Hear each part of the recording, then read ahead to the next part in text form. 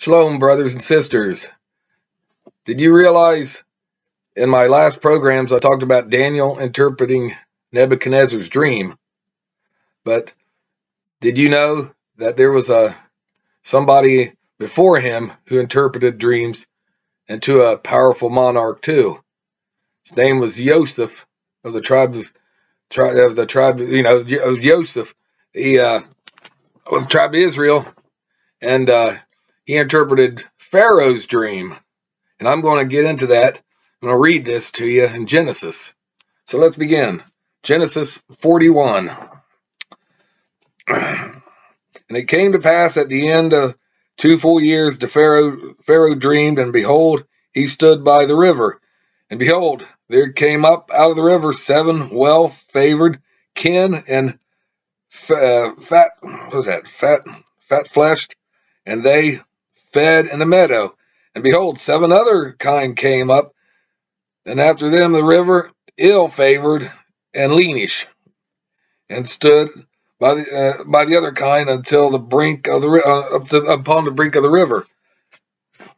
And the ill-favored and the kind did eat up the 7 well-favored and fat kind.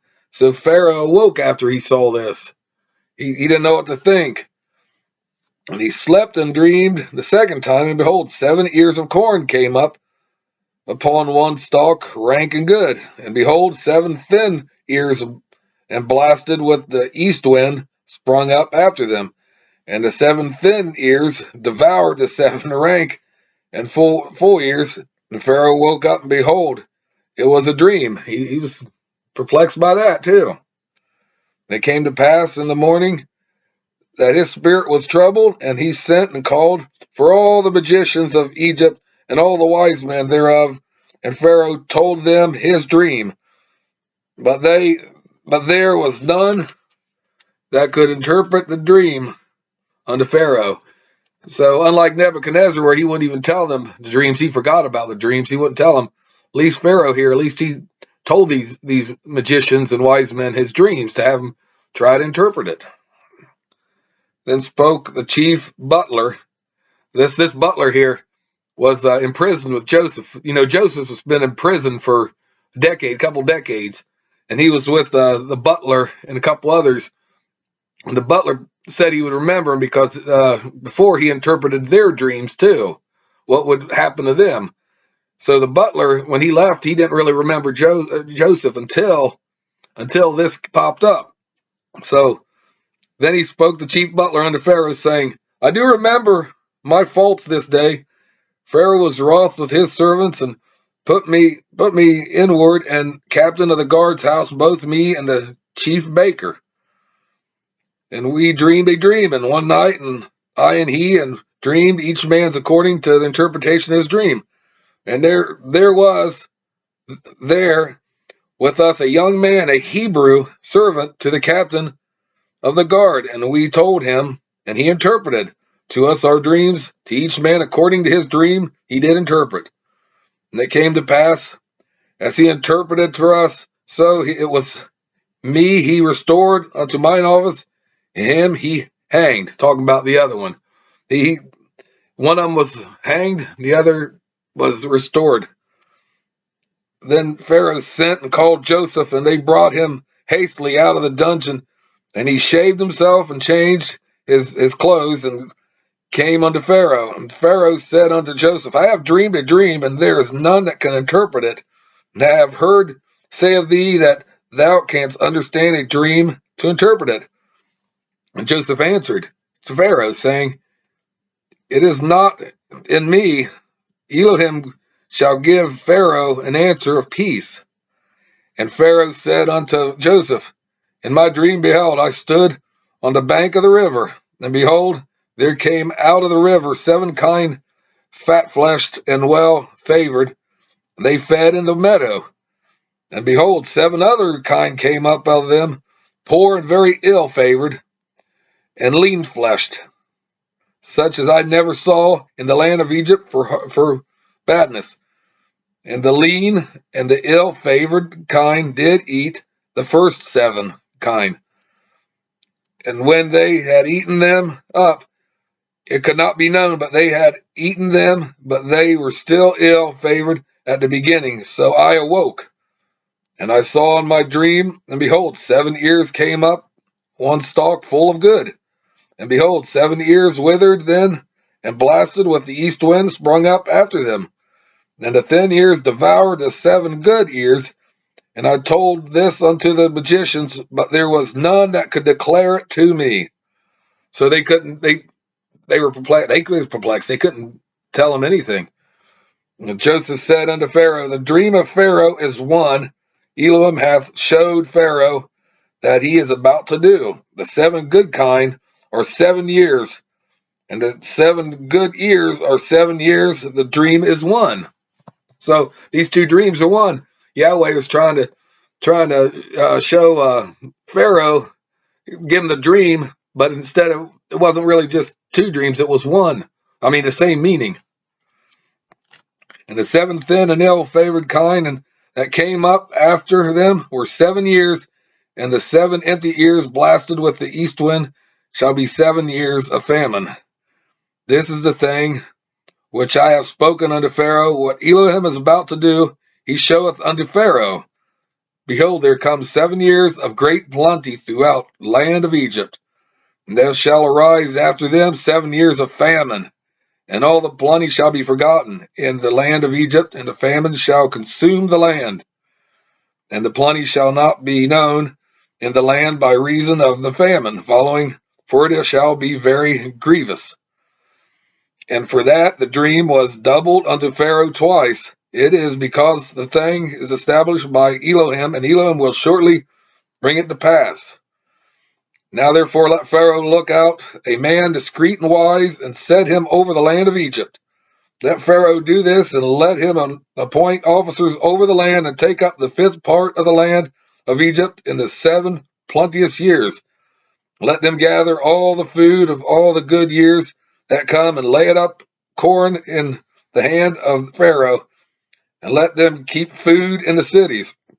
And that food shall be store for the land against the 7 years of famine, which shall be in the land of Egypt. That land perish not through the famine. And the thing was good in the eyes of Pharaoh, in the eyes of all his servants. And Pharaoh said unto his servants, can we find such a one as this? Is a man whom the spirit of Elohim is. And Pharaoh said unto Joseph, for so much as Elohim has showed thee all this, there is none so discreet and wise as you. Thou shalt be over the house, and according to the word shall be my people. Be ruled only in the throne will I be greater than you.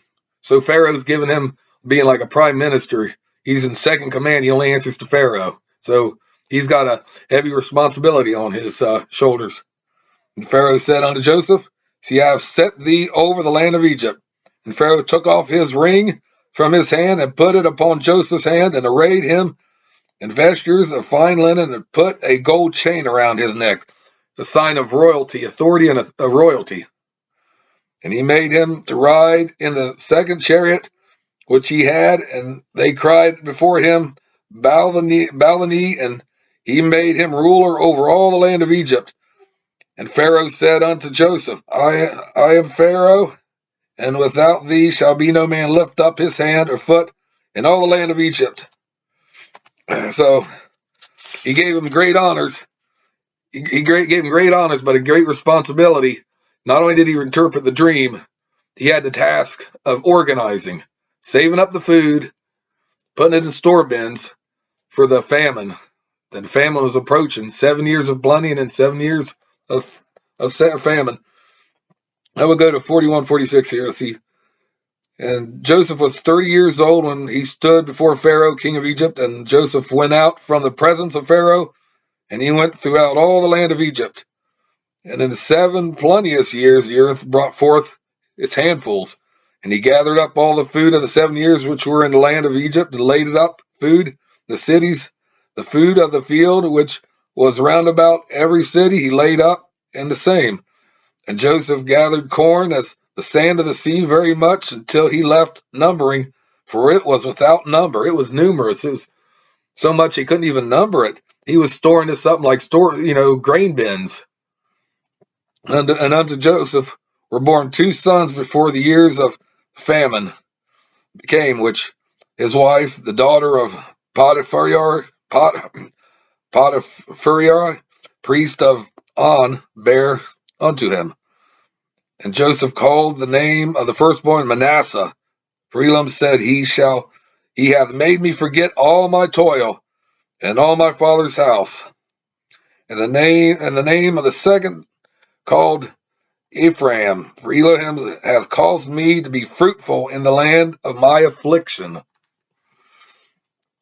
In the 7 years of plenteous that was in the land of Egypt was ended, and the 7 years of famine began to come according to Joseph, as he said, and the dearth was in all the lands, but in all the land of Egypt there was bread. So in everywhere surrounding, there was no food. Is like a civilized worldwide famine, just about. But except in Egypt, they prepared. And when all the land of Egypt was famished, the people cried to Pharaoh for bread, and Pharaoh said unto the Egyptians, Go to Joseph, what he saith you do.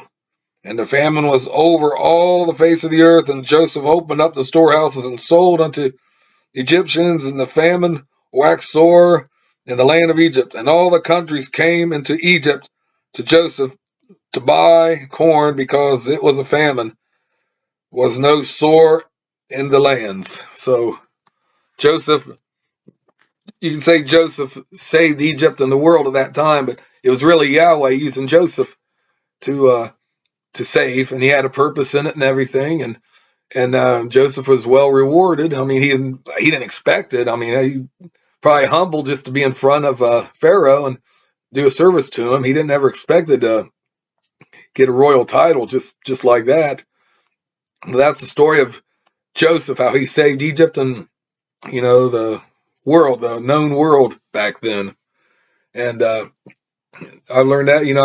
I read that, and that story long time ago, and I just remember bits of it when I was a little kid, and that compelled me when I was doing my scripture studies. I just wanted to get back and read the whole story of Joseph, not just saving, but just the other things about how he got put in slavery, the reunion of his brothers, and things like that. His father, he loved his father. Joseph was Israel's favorite son, of course, and then Benjamin came, and that was his other favorite son out of the 12 tribes.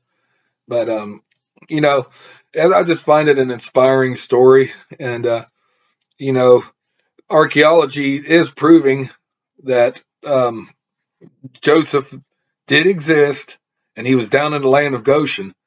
Even though you don't hear about it on TV, I mean, they won't put it on TV here because atheists, of course, are blocking it, and secular people, they don't want to know anything about it. If you got to prove, they just censor it. But anyways, I encourage you to read the story of Joseph, especially the one I just told you, because it's a powerful statement, and it just proves the power and love of our Creator and the things He will do for us, the love He will do if we just live the righteous life, have faith, obey the commandments best we can. We still have the grace, of course, but grace shouldn't be taken advantage of, like get me out of jail free card or anything. But that's all I want to say about Joseph right now. I mean, I'll be bringing him up again in the future episodes, and thank you again for stopping by, and please like and hit the notification bells, subscribe, comment below, tell me what you think about Joseph and how he saved Egypt and things like that. I thank you again. I really do. I thank you for, watching me. And until next time will be sooner than you think, I guess. But till next time, shalom. Peace out.